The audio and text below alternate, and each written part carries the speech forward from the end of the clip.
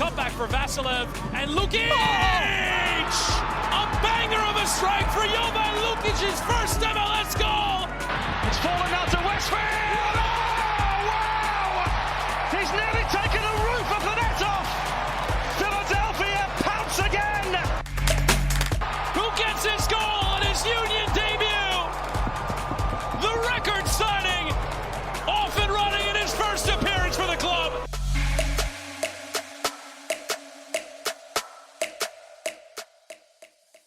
Hello and welcome to the Free Kick Podcast. My name is Todd. And yeah, the busy offseason continues for the Philadelphia Union. And I thought for a minute there, Jose, that we may get all four of the players the Union announced that they were in ongoing negotiations with. I thought we would get all four players back because the Union started with George Marks. Then they announced Ben Bender and then Alejandro Bedoya. And the same day they announced Alejandro Bedoya, it was announced by FC Midtjylland that they have signed Mikael Uhre to a 3.5-year deal. So lots of news this week from the Union. Neither one of the center backs that I was kind of expecting, at least one of them this week. But yeah, nonetheless, we get two more players that were with the team last year once again back. How are you doing? Yeah. No, it's well, thank you for having me again. Yes, it's interesting, right? Like I feel like the picture surrounding the team is starting to kind of take better shape, right? In terms of who's in, who's out. We know of incoming moves, meaning that of Seri Larson and Martinez, and now Bedoya coming back and Uhre going out. So things are starting to take shape and maybe gives us all a better idea on what's going on. And I think that there's going to be an announcement soon for some of these Union free agents, right? The options that were declined in terms of Chris Donovan specifically. I believe there's going to be an announcement here soon. I think I have it pretty pinned down where he will end up. I believe it's not MLS, but we'll see if that actually shakes out. And I feel comfortable enough and have enough sources behind it. But yeah, man, like it's hard to believe. I think they start practice officially on Monday, and then next thing you know, they'll be in Spain. So it's almost here all over again. Yeah, it absolutely is. And let's go ahead and talk about, I guess, the first bit of news. Ben Bender was the first player announced that he will be returning. And what I found interesting with this, Jose, is that it wasn't a one-year deal like Alejandro Bedoya. It was a contract through June of 2027. We all know that shortened season. And then the option for 2028. And Ben Bender, I thought last year was really a full circle moment back for him, right? Former Union Academy player, leaves the academy because of traveling and knee issues, makes his way back here down in Baltimore, and then eventually goes to the University of Maryland, becomes the number 1 draft pick with Charlotte, and then just so many changes during Ben's time in Charlotte. I believe 4 different coaches, and winds up getting waived last year by Charlotte with Dean Smith. Philadelphia Union, a little bit in need of midfield help because of the Gold Cup with Quinn Sullivan and Danley John Jock, both away representing their countries. And we saw Ben Bender just play a limited amount of time last year with the Union. He wasn't a big impact player, if I'm being honest. Played in 8 total matches, 4 starts, logging 344 minutes, didn't have a goal or an assist.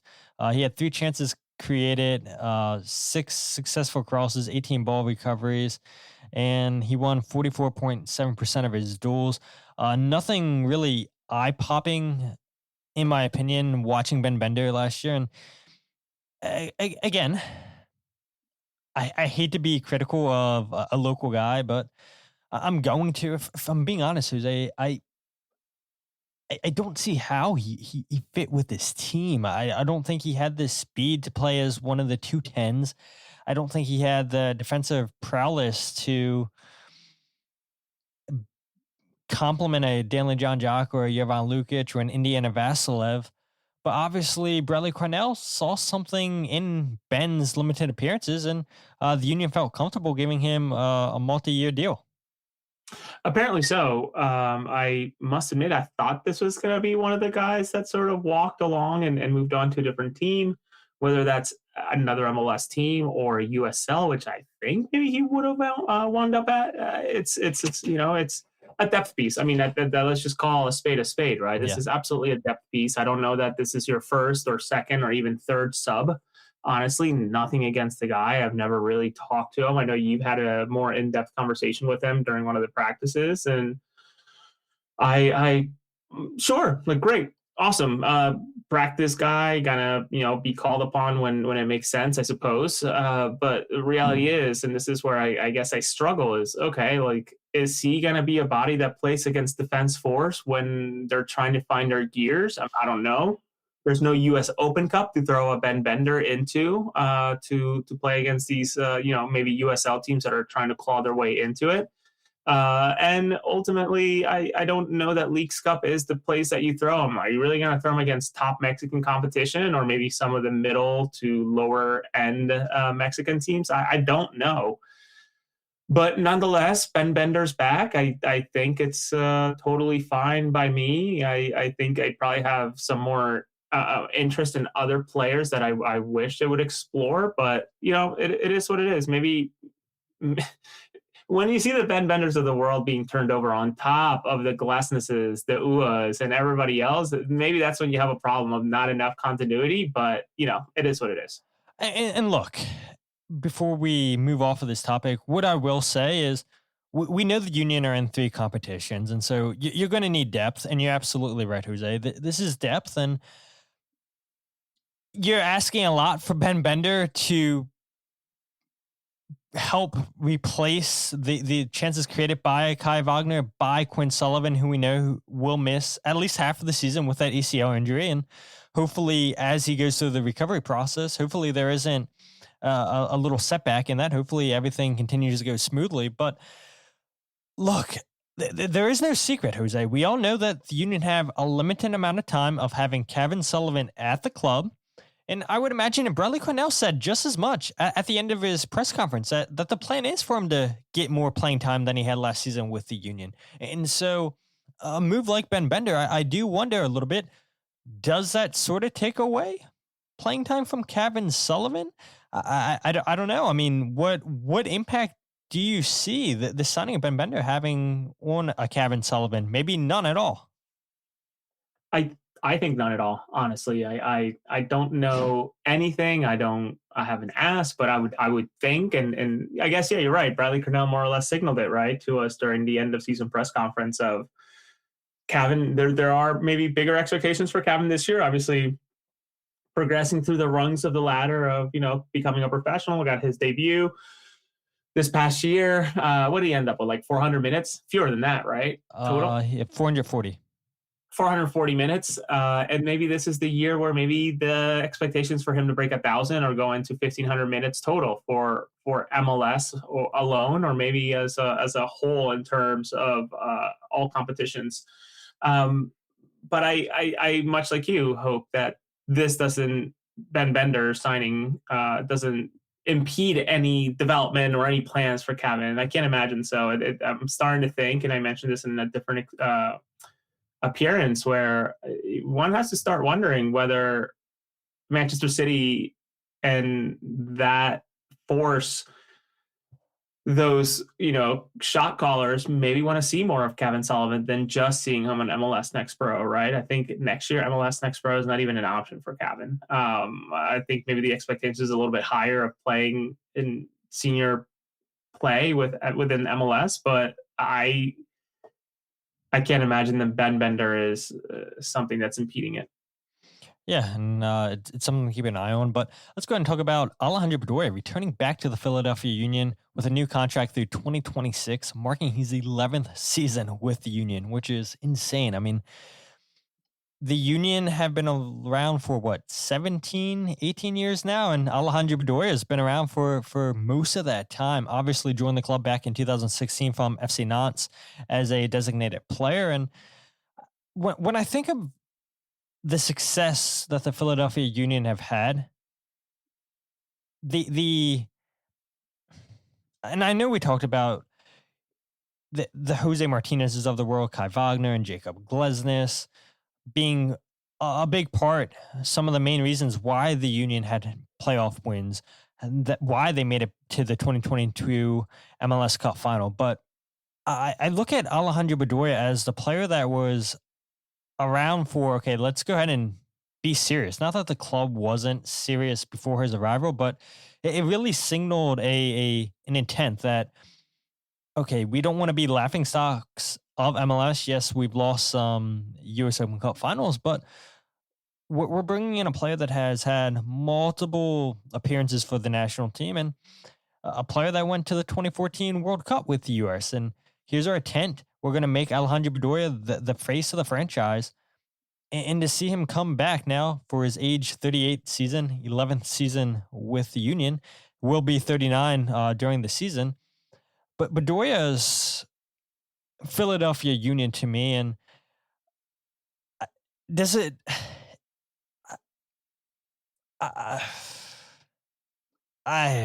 don't know. I mean, Bedoya's not going to play forever. And I was about to say, do you kind of feel like, you keep giving him these 1-year deals for as long as he wants it? But I don't know. I mean, you start thinking about players coming up through the academy, then you start coming in and thinking about, okay, taking away spots on the roster. But I don't know, Jose. Maybe it does feel a little bit. If Bedoya wants to keep playing, do you keep offering him those 1-year deals, which I feel like we've seen now the last 3-4 seasons? If you ask the Pablo Maurers of the world, who obviously are right now freelancing for everybody, the answer would be yes, right? I think in his original piece, when Bedoya didn't get more than a 30-second conversation with Ernst Tanner about returning, the whole opinion of the piece was that, players like Bedoya who have earned the right to be given the opportunity to say yay or nay, whether or not they want to continue and just continue to extend that carpet or that rope. I don't know, man. I don't want to retire the guy. Of course, we don't want to ever question that. And somebody had asked me, like, would you ever announce Bedoya's retirement? It's like, absolutely not. That's not one I touch from a million miles away. It's a complete respect that he's earned it to announce it when it's anybody really has earned it to announce their own retirement, especially him being at the club for 11 out of its 17 years. I guess it's becoming now. It's incredible. But to your point, which I think is salient, what does this mean for a CJ Olney, right? What does this mean for some of these other guys who are genuinely vying for minutes? And not saying that CJ is like, pro ready immediately now for MLS. Obviously had that short spell at Lexington. It did not work out. So not saying that he supersedes or jumps over Bedoya in the pecking order, but at some point it's you got to prepare for a farewell. And it seems like the can just keeps on getting kicked 365 days. And that's fine as long as everybody's on board and it doesn't feel like someone's overstaying their welcome. And I think one thing we can't forget, Todd, is that in this year more than ever, considering all the changes and the turnover on this roster, which I think is healthy, someone like Bedoya is the glue that kind of keeps it all together with the new pieces and the very few old pieces, I guess, at this point, Zimbizo and Blake, right, that are left from, and Bedoya, who are left from the 2022 team, right, that started, because Carranza's gone, Gastek's gone, McGlynn's gone. Where's gone now? Yeah, it was gone. Like, it's unbelievable to think about how quickly this roster has changed from an MLS Cup runner-up position. So I'm okay with it. I'm most interested in seeing what the salary is for somebody of this age in this role. Last year, I think he was on $200 and some $1,000, if I recall, which there's obviously also the incentive or the subtraction when it comes to the salary cap for having that professional role, which is he's repeating on once again. But if I recall, it was 200 and some. You're right. 204. 204. Yeah. So I hate that I remember that so well. So yeah, I mean, I don't know. Good for him and good for the club. And it feels like the welcome back Bedoya, or like one more Bedoya year, the level of celebration of it's starting to shrink a little bit too. Because you remember that very first year, it was just like a video blowout and tweets and images and stuff like that. And it seems like it's shrinking. So who knows how much longer this goes. Yeah, and you brought up a couple good points there, Jose, that I do actually want to touch on, because if I'm not mistaken, you were sitting next to me after the Union had clinched the Supporters' Shield with Bedoya talking, and he was really happy with winning the Supporters' Shield, but he made it known multiple times that his ultimate goal is MLS Cup. He told us that he wants MLS Cup so bad. That is the one trophy that he craves. And they were close, obviously, in 2022. Ran it back 2 more seasons.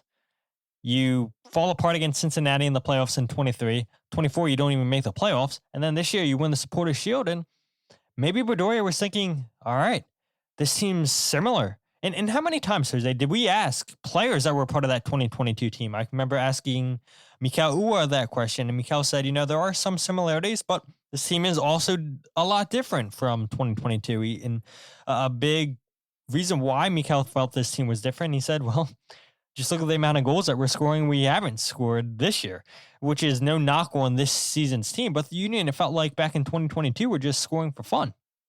And so I do wonder, if the Union would have won MLS Cup, would Bedoya have said, all right, I'm going to retire a champion? Because it is so slim when professional athletes get to go out as a champion. And I do wonder, if the Union would have won, would he have said, all right, this is it. This is the fairy tale ending that I would have won it. And I think it would have been fitting for a player like Alejandro Bedoya. 10th year at the club, goes out, the MLS Cup champion, won the Supporters' Shield, won the league double. I think that would have been a fantastic ending for Alejandro Bedoya's career.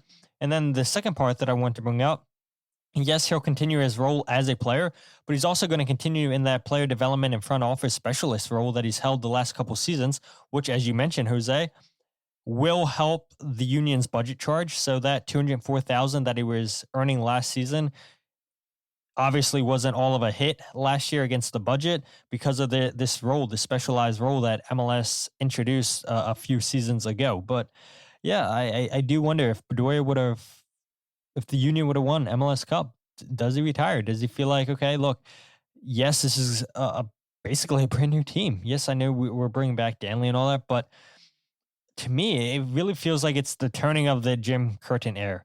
Most of those players are gone now, and this is Bradley Cornell's team. Bradley Cornell is getting the players that he wants, and he's really, really, really making this a Cornell team. And so because of that, I was a little bit surprised to see Bedoya brought back, because all these other veterans have been gone. Yeah, I wonder, had they won 2022, if the end of 2024 would have been it, right? A redemption year in 2023, which whatever. 2024, obviously not a great year. And you don't want to go out that way after. And you don't want to go out that way. So yeah, I don't know.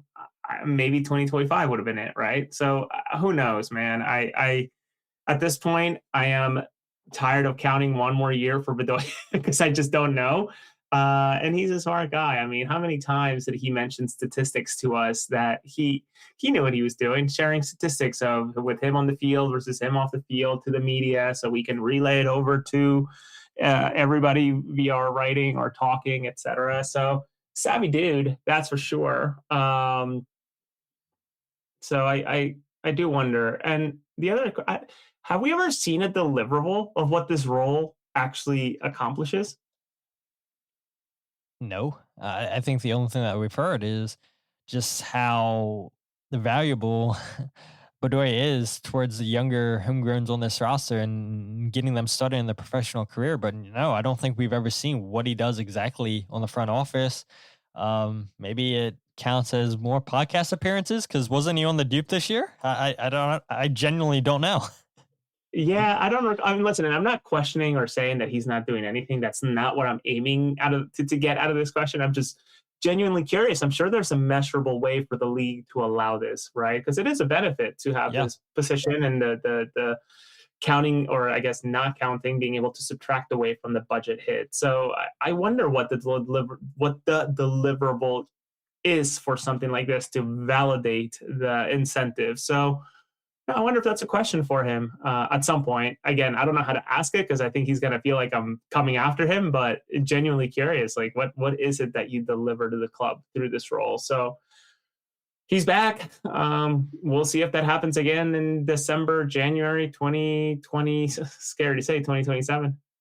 Yeah, and we do know that he is a very smart business guy. We see all his business ventures that he's a part of, and so I don't know. Did the team take advantage of that and say, "Hey, look, let's get some marketing things done. We know you're a smart marketer with the other venues that you're in, and maybe you can help us get some sponsorship deals." I don't know. You're right. It is a good question, but I do think Bedoya does genuinely enjoy helping the next group of players coming up through this team. And I can remember a few years ago where Bedoya was asked about new waves of homegrown players coming up where they're going to be buying for some starting time. And he said, I'm a professional. I'm going to try to keep this job as long as I can because I know the next guys are coming up behind me and I'm not going to let them take my starting job easily. And yeah, obviously Father Time's undefeated and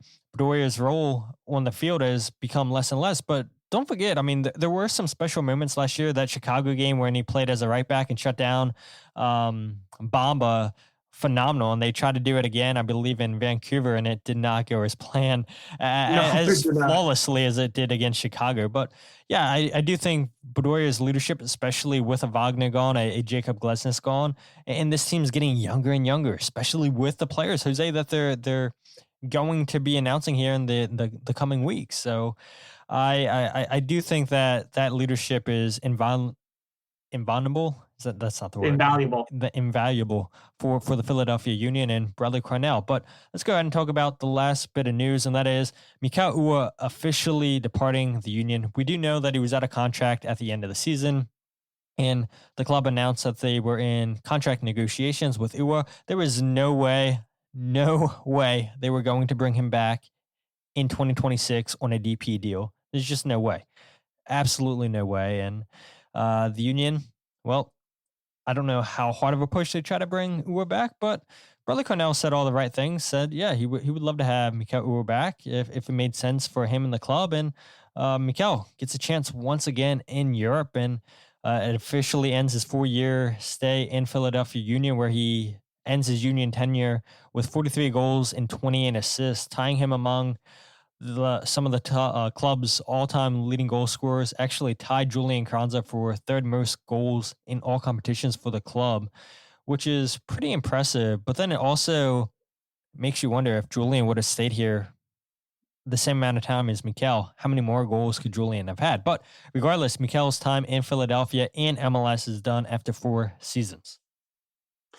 I also wonder, to that point, how much higher both of these guys would be if they took their own penalty kicks and didn't have to cough them up the gas bag. With all due respect to the Hungarian, who is maybe not found out in Columbus. Yeah, I can't help but to think that this was probably for him. It feels like, and I don't know anything. I haven't poked around to ask more, but I wonder how decided this was even going into the offseason, right? Like ahead of the playoffs or even during the playoffs, because this is a huge deal for him. I mean, he's going from Philadelphia back to Denmark to play for a team who's currently in second place that's also competing in a UEFA competition at the same time. Yeah, so the it's Europa like, League. yeah, so like he's not going to a retirement home per se, right? He's not going to a club where he's going to say farewell the way that some players do. Like, I've often seen like Angel Di Maria, for example, who goes back and plays for his boyhood club in Argentina. And sure, they continue to compete, but like, who is going to be playing Europa League, right? Yeah. Yeah, that's serious ball still. So like that's incredible. So I'm happy for him. I wonder how much he's earning. We'll never know, since they're not as transparent as they are here in the US with the Players Association. But likely all around a good move for him, right? Gets into a maybe more comfortable environment with his family in Europe versus maybe being in the US. I don't know if I think he enjoyed it, but I don't know how truly he enjoyed it. But I felt like he was more often than not underappreciated Yeah, for 100%. everything that he did for the club. And I think revisionist history and will come through on this one. And more often than not, I think people will say how great he was. And I think people were saying that here towards the tail end of his stay versus, the streakiness that he would go through. But it was so difficult to break through that because in 2022, all those, the trident, as we call it, with Gazdag, Carranza, and Uhre, they were taking turns getting hot. And the reality is that's what you want. 49 goals between the three of them. 49. That's unbelievable. I mean, I remember seeing the Athletic I think they used to. I don't know if they do it anymore, but the effectiveness of DP players per club, and the Philadelphia Union were ranked pretty high, if not number one, in the effectiveness for what they were paying. So incredible stuff. And again, vote of confidence of what the Union do in terms of scouting. And sure, Brøndby at the time was, and even now is not like a hidden club. So they brought a pretty good player who was tearing it up, and now he's getting his chance to go back home and continue to compete at the highest level of football. Again, playing Europa League ball is no joke. So congrats to him. Yeah, it's a huge honor to go back to Europe. It's a huge honor to go back and to play European soccer. And I was trying to look it up here real quick, Jose. I know for sure the trio of Carranza, Uhre, and Gazdag were in the top 5 all time leading goal scorers for a trio in a single season with 49 goals. I forget exactly where that ranks. I was trying to pull up some old tweets, but yeah, apparently I tweet about Julian Carranza way too much. So I can't find where they ranked, and I'll have to go through the MLS history books at some time. But I know for sure those 3 players were in the top 5 all time in MLS during a single season for a trio to score 40 or more goals. But yeah, I think you're right, Jose. I think Mikael Uhre was underappreciated by this fan base, and I think a lot of that was because of the streakiness. But if you look at it, his first 3 seasons, Jose, he finished in all competitions with 10 plus goals. This was the only season where he didn't get 10 goals. And in my opinion, that's pretty good value for any striker. And look, I think maybe the expectations were a little bit higher because he was a designated player and the transfer fee that the Union paid. But let's also not forget that when the Union brought in Mikael for what it was a little bit over $2 million, let's face it, from majority of clubs, that's pocket change in MLS when they bring in designated player signings. And What year was that? 2022, the Union had signed Uhre. And Gotcha. so when they had brought him in from Brøndby, he was coming off of their all-time their leading goal scorer during that season. I believe he had 19 goals. And so, yeah, the Union looked like on paper they were getting a striker that could score plenty of goals. And he had 13 goals in MLS in his debut season. And then obviously doesn't get close to that number again, but for 3 straight years, he did in all competitions finish with 10 plus goals. And this was the only other season that he did not. But in 4 years, you score 43 goals.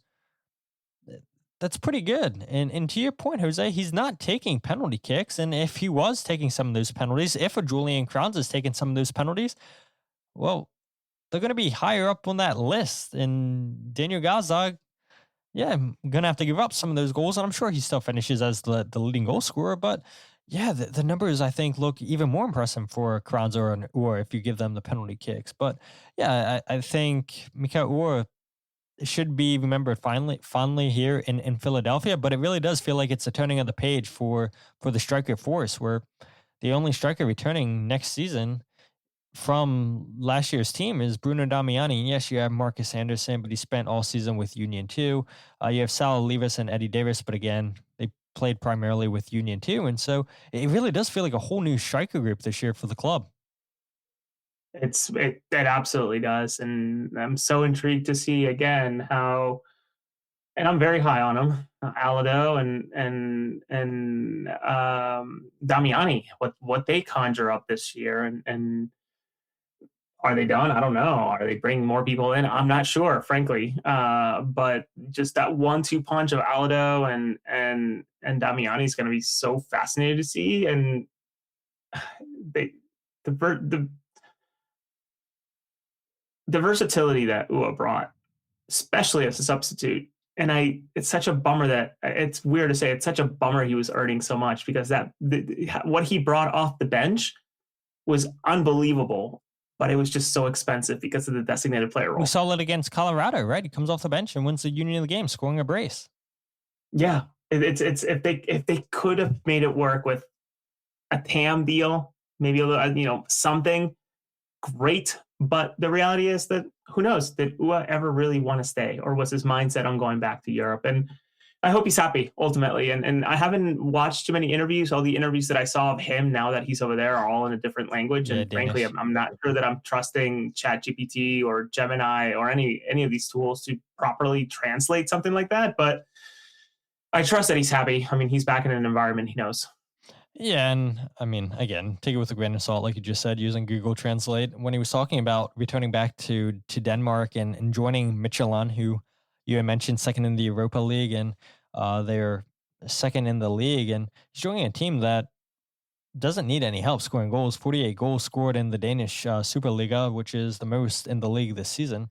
But Mikael Uhre had said, quote, "I want to win as much as possible and play as much European football as possible. I have previously felt the feeling of becoming Danish champion and playing in the Europa League, and it's something that I really want to try again," end quote. And then he just talked about how his time in Philadelphia, coming back to Denmark, he's not the same player because MLS, he had to play in tighter spaces, and he believes that makes him a better player. And so, again, I guess the last point that I'll make, Jose, is, and I had put out a tweet on this, is I wanted to tweet this out after the Leeds United versus Newcastle game, but then I never came around to it. And I'm kind of glad that I put it out when I did, because I think this is an example. The latest example we have is with Brendan Aronson, that players' development is not a straight line, Jose. It's up and down. It's it's a different peaks and valleys. And in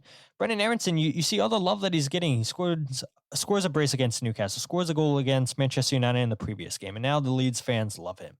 And I remember when he first joined, they hated him, and they said, "Oh, what a waste! And he's an American. He doesn't know what he's doing." And then he goes out on loan, and then he comes back to the club. And look at his second half of the season with Leeds. Genuinely one of their best players. And I think a lot of credit has to go to Philadelphia Union, Jose.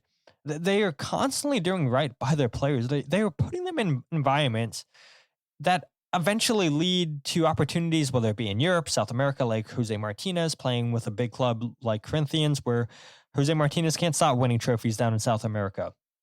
And sometimes it's not directly Union, European move, South American move. Sometimes it's Union to MLS club, but then eventually that player makes it to Europe, like a Austin Trusty, like a Jamiro Montero.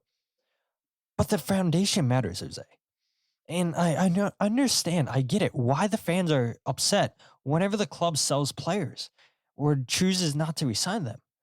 But when you have players like Mikael Uhre going to Midtjylland, big club, having a fantastic season, Kai Wagner, beautiful debut with Birmingham City, that sends a powerful message. It makes players want to sign with the Union.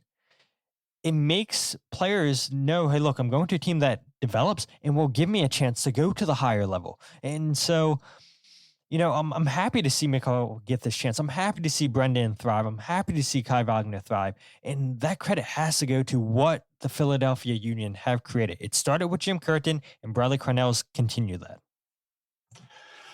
Yeah, man, I think you nailed it, right? Jose Martinez winning trophies right away. Leon Flock winning trophies out in Poland as well right away. Brendan Aronson getting a lot of love. Kai Wagner, who's going to play tomorrow in the FA Cup. I like to think he'll play in the FA Cup tomorrow. I can't imagine he doesn't.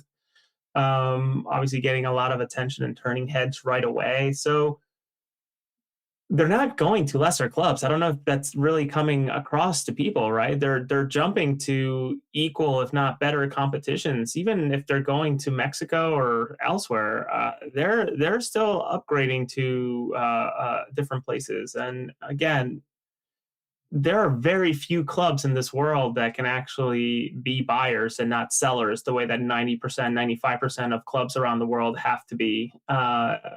Look no further of Argentinian soccer league. Some of these teams are struggling outside of the big two and River Plate and Boca Juniors. So it's important for them to keep dishing out players, loading out players, making some hard decisions. So the union are just, I think, very transparent to players, from what I understand, of come, perfect your game, enhance your game, develop your game, whatever the situation is. And this will be a great launch platform for you to go on to bigger things. And for an 18, 19, 20-year-old, maybe a little bit older, to see Jose Martinez make the jump relatively late, to see Kai Wagner make the jump relatively late to a bigger competition. And then you also see other players who go on younger, with the Aronson brothers going to big places.